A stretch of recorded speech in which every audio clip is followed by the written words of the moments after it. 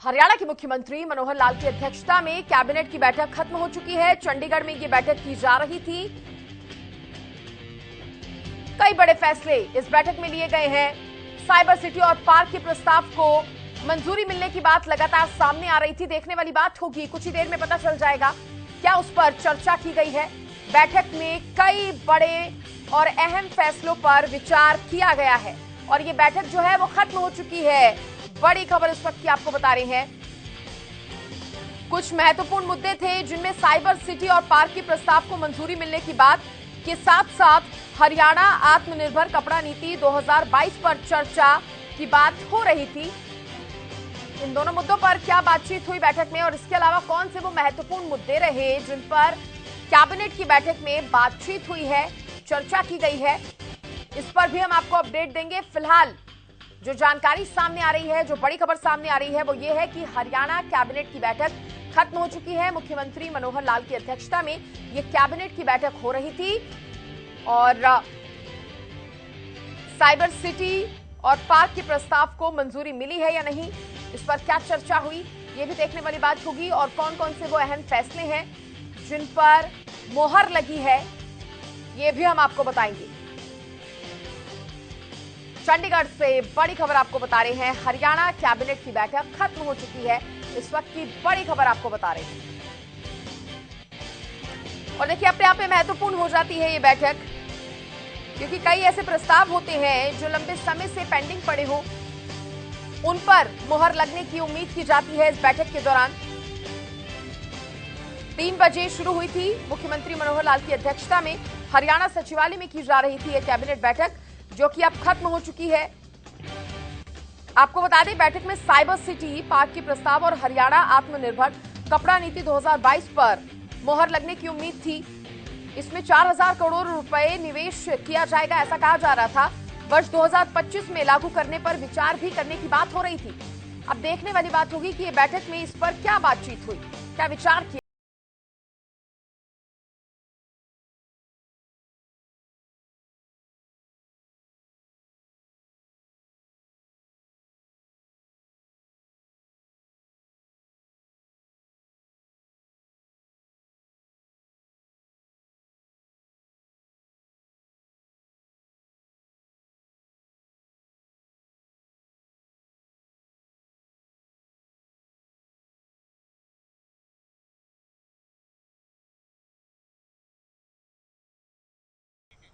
और इस पर ज्यादा जानकारी देने के लिए मेरे साथ खुद खास मेहमान जुड़ गए हैं। रमन मलिक प्रवक्ता हैं बीजेपी के, मेरे साथ जुड़ गए हैं। बहुत स्वागत है रमन मलिक जी आपका। मेरे साथ कांग्रेस के प्रवक्ता भी जुड़े हैं, वेद प्रकाश विद्रोही जी। वेद प्रकाश विद्रोही जी, आपका भी बहुत बहुत स्वागत है। सबसे पहले रमन मलिक जी का मैं रुख करना चाहूंगी, क्योंकि सर अब बैठक खत्म हो चुकी है, 3 बजे से ये जारी थी। क्या चर्चा हुई बैठक के दौरान, कौन से वो महत्वपूर्ण फैसले थे जिन पर मुहर लगी है? देखिए, अभी इसके ऊपर चर्चाएं जो हुई हैं, जब तक मुख्यमंत्री जी या कोई कैबिनेट मंत्री जिनको मुख्यमंत्री जी ये जिम्मेदारी दें, जब तक वो सामने आके नहीं बोलेंगे, तब तक इसके ऊपर कयास लगाना कोई ठीक बात नहीं होगी। क्योंकि फर्क ये रहता है। ठीक है सर, रोक रही हूँ रमन मलिक जी, आपको रोक रही हूँ क्योंकि अपडेट देने के लिए मेरे सहयोगी रवि कालीरमन मेरे साथ जुड़ गए हैं। रवि, क्या अपडेट, बैठक खत्म हो चुकी है?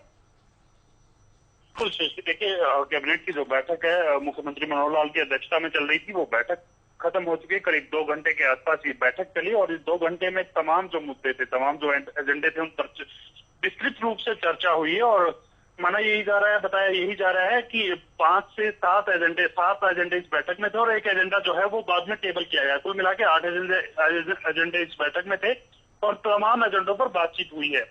हालांकि अभी तक औपचारिक रूप पर इस पर कोई पुष्टि नहीं है कौन सा एजेंडा पास हुआ है और कौन कौन से एजेंडे इस बैठक में रखे गए थे। कुछ ही देर में जब सरकारी प्रेस नोट जो जारी होगा, उसमें तमाम जो जानकारियां हैं वो मिल पाएंगी। कितने एजेंडों पर मुहर लगी है, कितने एजेंडे डेफर हुए हैं और कितने एजेंडे जो हैं उन पर चर्चा की गई है। तो कहीं ना कहीं 8 एजेंडे इस बैठक में बताए जा रहे हैं। जी, उम्मीद किन किन मुद्दों पर थी बातचीत की रवि? बिल्कुल सृष्टि, अगर बात की जाए तो कपड़ा नीति, हरियाणा जो कपड़ा नीति 2022 थी उस पर चर्चा हुई है। इसके अलावा अगर बात की जाए फूड एंड सप्लाई की एक जो एजेंडा था उस पर बातचीत हुई है।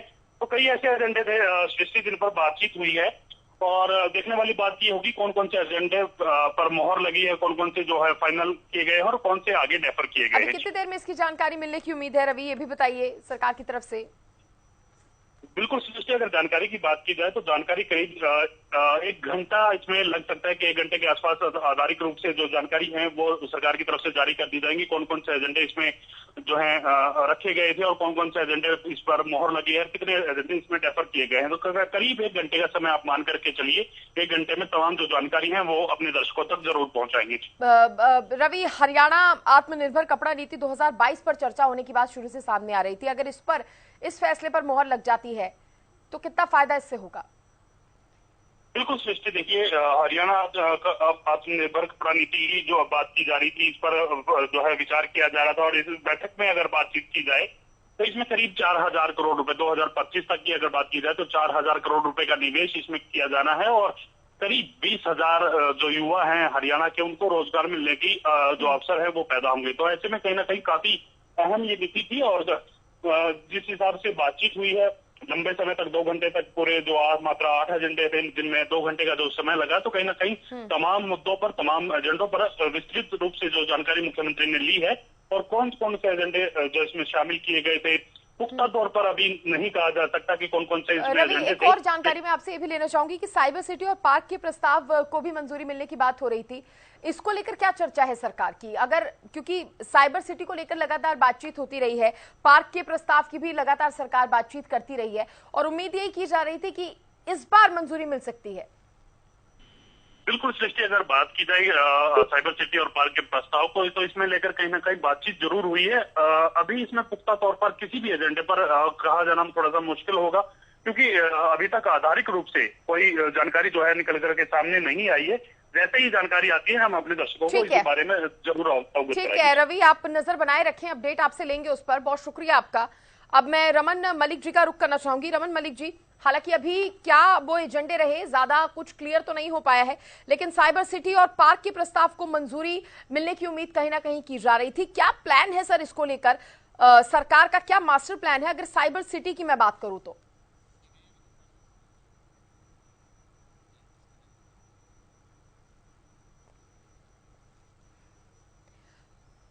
संपर्क यहां पर टूट गया है। मैं विद्रोही साहब आपका रुख करना चाहूंगी। देखिए, सरकार की कोशिशें तो बहुत है। हरियाणा आत्मनिर्भर कपड़ा नीति 2022 की अगर बात करें, अगर उस पर चर्चा होती है और उसको मंजूरी मिल जाती है सर, तो आगे सरकार का जो लक्ष्य है वो यही है कि ज्यादा से ज्यादा लोगों को रोजगार मिले और इसकी उम्मीदें बहुत ज्यादा बन जाती हैं। विद्रोही साहब,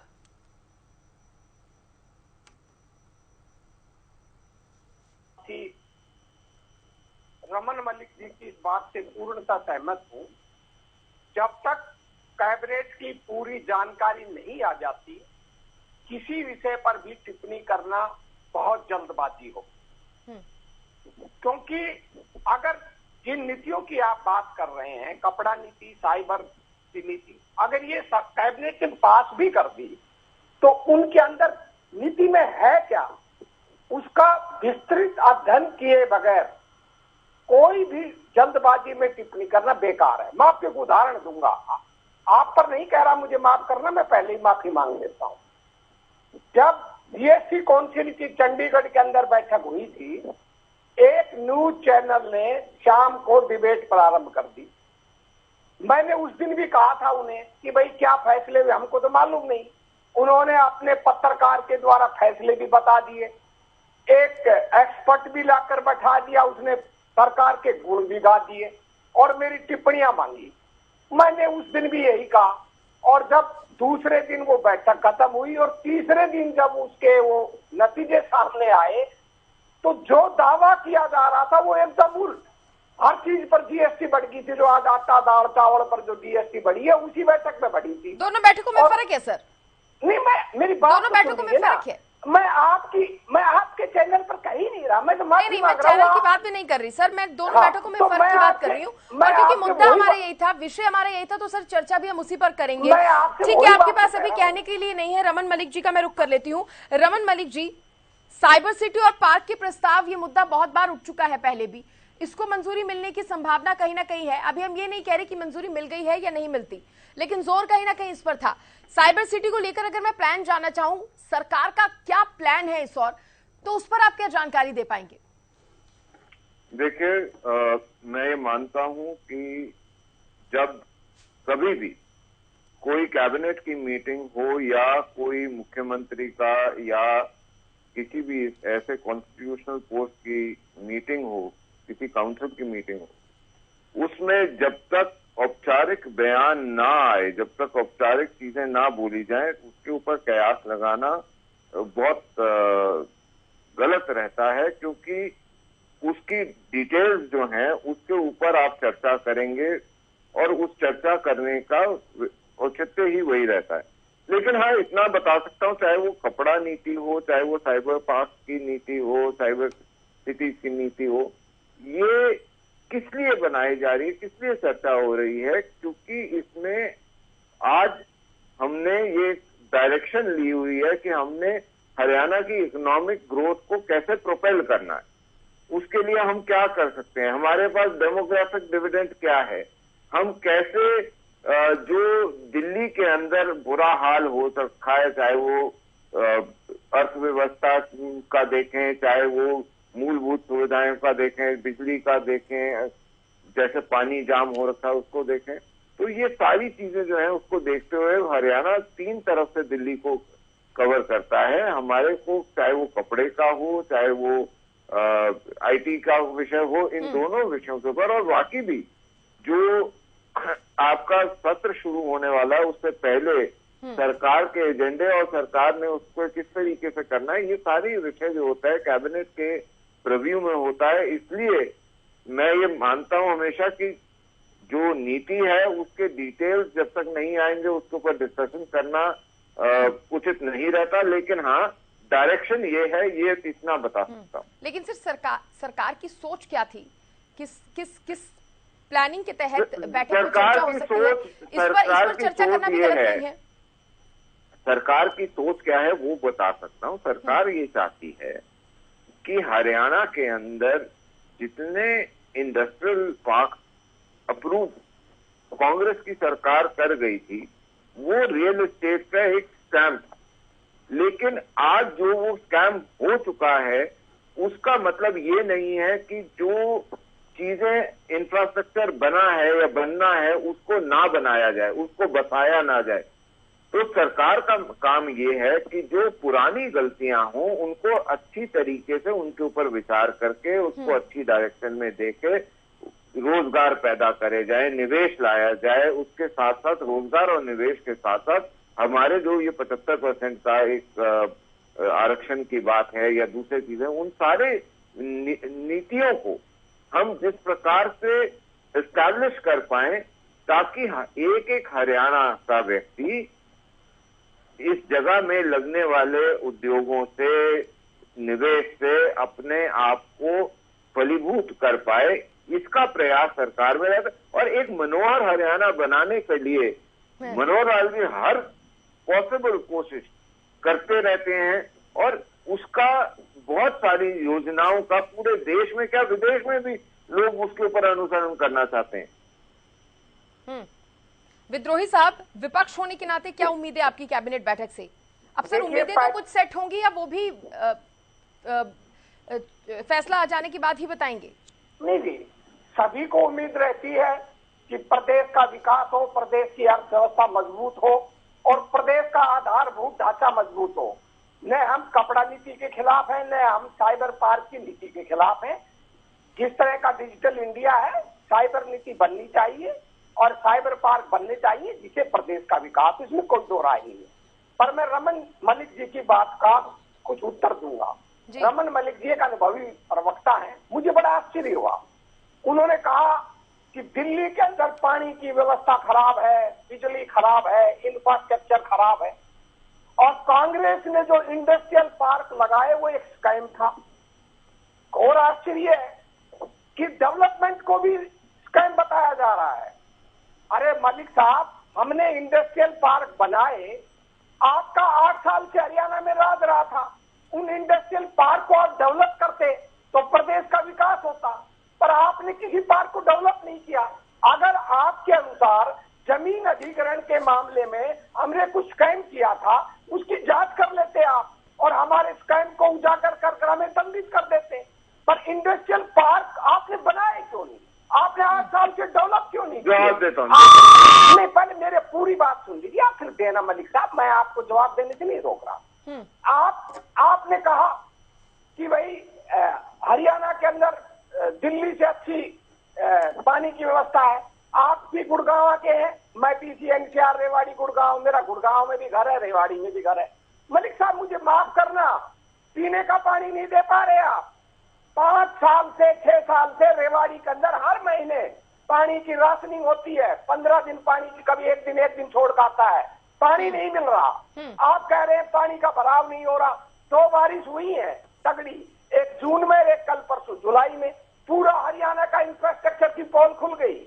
आपका कथित विकास सड़कों पर नंगा हो गया। कीचड़ से और गंदगी से शहर अट गए, सारी सड़कों पर गड्ढे पड़ गए। आप बिजली की बात कर रहे हैं, कुछ दिन पहले ही हरियाणा के अंदर किस तरह बिजली का लोगों ने कमियां झेली जब गर्मी आई, वो भी आपने देखा। तो मेरा आपसे ये कहना है कि अर्थव्यवस्था की आपने बात की, आज हरियाणा बेरोजगारी के अंदर देश का नंबर 1 राज्य है।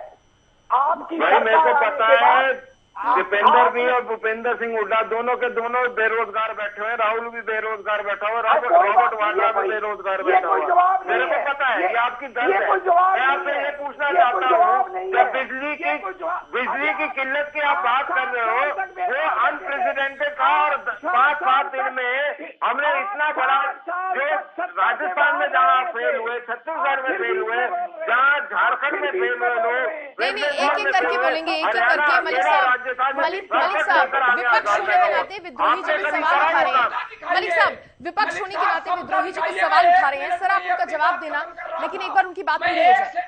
1 मिनट में अपनी आधा सेकंड में अपनी बात खत्म कर रहा था। मैं लास्ट पॉइंट पर ही आया था। थोड़ी सभ्यता दिखाइए, थोड़ा धैर्य दिखाइए। आपने कहा आपके राज्य में, हम कहते हैं 70,000 का कर्जा था हरियाणा, आप कहते हैं 1 लाख करोड़ का था। 1 लाख करोड़ की मैं मान लूं, तब भी आपने 2,24,000 करोड़ का कर्जा प्रदेश पे ला दिया। कौन सी अर्थव्यवस्था की बात कर रहे हैं? पूरी अर्थव्यवस्था बदल है और बेकारी में बहुत भारी हालत है। ठीक है विद्रोही साहब। अरे बताता हूँ ना विद्रोही जी, बताता हूँ, शांति रखो। देखो जी, हरियाणा की सड़कें जो हैं, वो सड़कें इटली की सड़कों से तो घनी अच्छी हैं।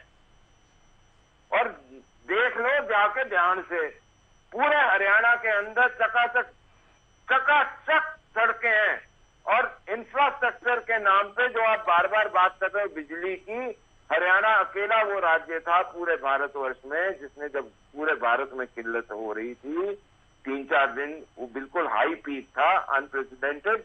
हमने उस समय भी प्रदेश की जनता के लिए 1000 मेगावाट अलग से नया अनुबंध करके लेकर आए और उसकी अनुपालना करी और पूर्ति करी उसकी बिजली की। जहां तक पानी की बात है, आप रेवाड़ी की बात करते हो, जहां पे 40-40 साल टेल पे पानी नहीं पहुंचा, ये मनोहर लाल जी की सरकार थी, उस टेल पे भी पानी पहुंचाया।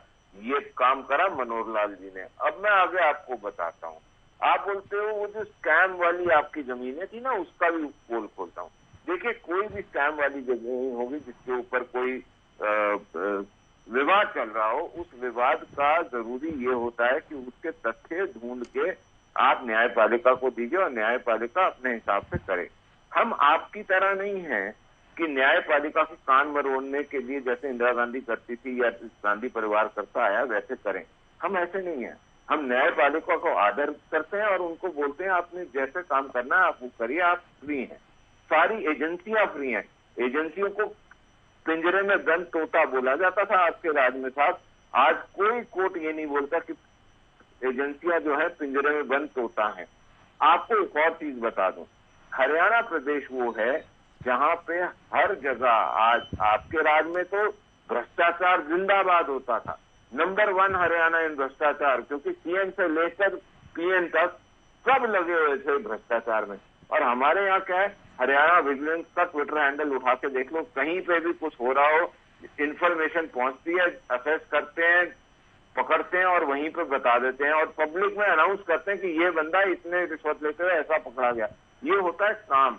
अब आपको आखिरी चीज बोलता हूँ क्योंकि जिससे आपको बहुत चिल्लाहट भी होगी कि साहब ऐसा है, ये CLU की सरकार नहीं है। CLU मतलब करप्शन, लुब्रिकेशन ऑफ मनी, और U is United for corruption. तो ये जो पूरा आपका सिस्टम था ना, इसको हमने उठा के बाहर फेंक दिया और जनता की सरकार जनता के नाम पे और जनता के साथ, जनता के विचार के साथ, जनता के आदेश के अनुसार काम धकाधक कर रही है। और आपको दिक्कत ये होती है क्योंकि हमने सिस्टम जो बनाते जा रहे हैं उसमें आपकी करप्शन करने का स्कोप बिल्कुल खत्म। तो जब आप लोग आए, अगर कभी भूले बिसरे, उम्मीद मेरे को नहीं है कि जो हालात है, आप तो अपने जो प्रभारी हैं उनको भी इस लायक नहीं समझते कि वो बैठक में बैठे। तो आप लोग तो अलग ही प्रजाति है, अलग ही सिस्टम है आपका। तो मैं विद्रोही जी यही कहूंगा कि आपके लिए तो जगह नहीं बचेगी। हाँ, इतना जरूर है कि अगर आप इन सारी अपनी जो कुरीतियां हैं उनको छोड़ के यू री इन्वेंट योरसेल्फ, आप अपना पुनरुत्थान करते हैं, आप अपने आप को री एस्टैब्लिश करते हैं।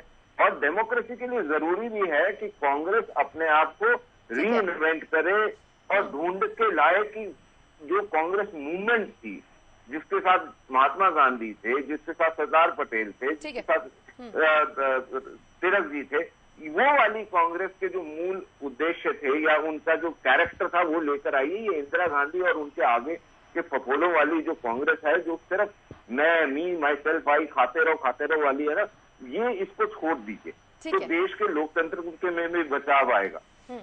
रवि कालीरमन शायद मेरे साथ नहीं बने। मैडम मेरा भी जवाब सुन लीजिए पहले। ठीक है विद्रोही जी, क्योंकि अब टाइम भी कम बचा है तो फाइनल कमेंट के तौर पर ही आप कमाल हो गया। ये इन्होंने बात कर दी, फिर आप बहस क्यों करती है? जब आपको जवाब सुनना नहीं, इनकी सुन लीजिए, मैं चला जाता हूँ। विद्रोही साहब, आपका जवाब लेने के लिए मैं आपके पास आई हूँ, तो मेरे पास आइए ना। पहले आप बैठक खत्म करो, बैठक उन्होंने बताती है 1 घंटे बाद आएगी। बार बार उस बैठक पे जाने का क्या उचित है? तो विद्रोही साहब, आपके पास जवाब लेने ही आई हूँ सर। या तो आपके पास जवाब नहीं है तो फिर आप डिबेट छोड़कर जाना चाहते हैं क्योंकि आपके पास जवाब नहीं है। आपके पास जवाब नहीं है, नहीं आपके पास जवाब नहीं है, आपके पास जवाब नहीं है तो आप डिबेट छोड़ के चले जाते हैं। सर पढ़ के आए कीजिए ना, सर पढ़ के आए कीजिए, पढ़ के आए कीजिए। आपके पास जवाब नहीं होता, आप डिबेट छोड़ने की धमकी देते हैं। मौका क्यों नहीं देती आप मुझे? नहीं, कौन नहीं दे रहा सर आपको मौका? आपने मेरी पूरी बात सुनी, आपने मेरी पूरी बात सुनी, आपने मेरी पूरी बात सुनी। महिलाओं का अपमान करना कांग्रेस के लोगों की प्रवृत्ति है। सर आपके पास जवाब है तो जवाब दीजिए, जवाब नहीं है तो फिर आप डिबेट छोड़ने का बहाना मत कीजिए। जवाब दे रहा हूं जवाब। इन्होंने कहा कि हमारे राज्य में जांच एजेंसियां स्वतंत्र है। कृपा करके सुप्रीम कोर्ट के मुख्य न्यायाधीश के अपने कोर्ट में दिए बयान और कोर्ट से बाहर दिए बयान को देख लीजिए। मुकदमे की सुनवाई के दौरान न्यायाधीश ने कहा CJI ने कि ये सरकार की जांच एजेंसियां लगता है एक ही दिशा में चल रही हैं। एक तरफ ही अपराधी हैं, एक तरफ ही आर्थिक अपराधी हैं और एक तरफ पाक साफ हैं। सुप्रीम कोर्ट के जज ने कहा, केस में बोला भाई साहब, CJI रमन ने 2 लेक्चर्स में और एक कोर्ट की टिप्पणी में रनिंग कमेंट। अरे रनिंग कमेंट कौन से केस में बोली? अब क्वांटिफाई इधर उधर छोड़ मत दो विद्रोही जी। अरे चलो ना सुप्रीम कोर्ट को अगर कोर्ट करो तो केस बोलो। CJI रमन ने जयपुर के एक लेक्चर में कहा, एक जगह और कहा, मुझे माफ करना उस जगह का मुझे अभी नाम याद नहीं है, मैं आपको तैयार होता तो मैं बता भी देता। उन्होंने कहा कि भाई एक तरफा चल रहे हैं और इससे लोकतंत्र पर बड़ा भारी खतरा है। विपक्ष की आवाज दबाई जा रही है और विपक्ष को कुचला जा रहा है, जैसे विपक्ष के लिए कुछ स्पेस नहीं है। ऐसा कुछ तो आपने रंजन गोगोई जी के साथ क्या करा वो देखो ना, कि एक बारी तो आप ये बोल रहे थे कि 4 जजेस आ गए, उन्होंने प्रेस कॉन्फ्रेंस करी, हाय तौबा, उसके बाद रंजन गोगोई जी को ही इम्पीच करने के पीछे पड़ गए। जयपुर के अंदर अरे आप ये बताइए, आप तो वो लोग हैं जो इम्पीचमेंट के पीछे पड़ जाते हैं CJI के। मैंने कहा आप लोग वो फासिस्ट हैं जो सच सुनने को तैयार नहीं। मैं कह रहा हूँ फासिस्ट है। अरे सोनिया के फादर थे फासिस्ट, मैं सोनी के साथ थे। साबित कीजिए, फिर आप सुनते क्यों नहीं मुझे? मैं बोला अरे वो सोनिया जी के पिताजी थे जो मसलोन के साथ थे, हम नहीं थे। झूठ सोनिया जी के पिताजी थे, मैं आपके फोर्सेस के साथ सोनिया जी आपका प्रधानमंत्री महिलाओं के लिए क्या क्या कहता है?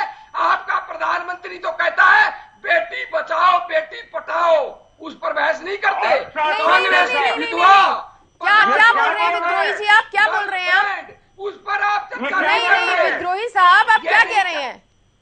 प्रधानमंत्री ने रैली में कहा। आपको पता है विद्रोही जी आप होश में हैं? मैं होश में नहीं हूँ। क्या कह रहे हैं आप विद्रोही साहब? आप शायद होश में नहीं है। प्रधानमंत्री की जबान फिसली। अरे आप कुछ ना कुछ खा के आए हो विद्रोही जी, कभी आप ठीक करो। पहले अभिरंजन राय चौधरी ने बकवास करी, अब आप करो। प्रधानमंत्री की जबान फिसली। मैडम आपके चैनल के लिए प्रधानमंत्री के लिए कैसे कैसे बोल रहे हैं? सर थोड़ा देखिए विद्रोही साहब आप अपने शब्दों को थोड़ा सोच समझ कर बोलिए। सर आप बोल क्या रहे हैं? कह रहा हूँ मैं वीडियो सुना दूं। नहीं हमें जरूरत नहीं है सुनने की, हमें जरूरत नहीं है सुनने की, और आप भी जानते हैं आप क्या बोल रहे हैं। ठीक है, आप समय ज्यादा नहीं बचाए, समय नहीं बचाए, इसलिए चर्चा को यहीं पर रोक रही हूँ। बहुत शुक्रिया विद्रोही साहब आपका, बहुत शुक्रिया मलिक साहब आपका भी इस चर्चा में जुड़ने के लिए। तो देखिए अभी कुछ देर में क्या बड़े फैसले लिए गए हैं वो साफ हो जाएगा। फिलहाल बैठक खत्म हो चुकी है, थोड़ी देर का इंतजार है, आप तक अपडेट हम पहुंचाते रहेंगे। देखते रहिए हरियाणा न्यूज। नमस्कार।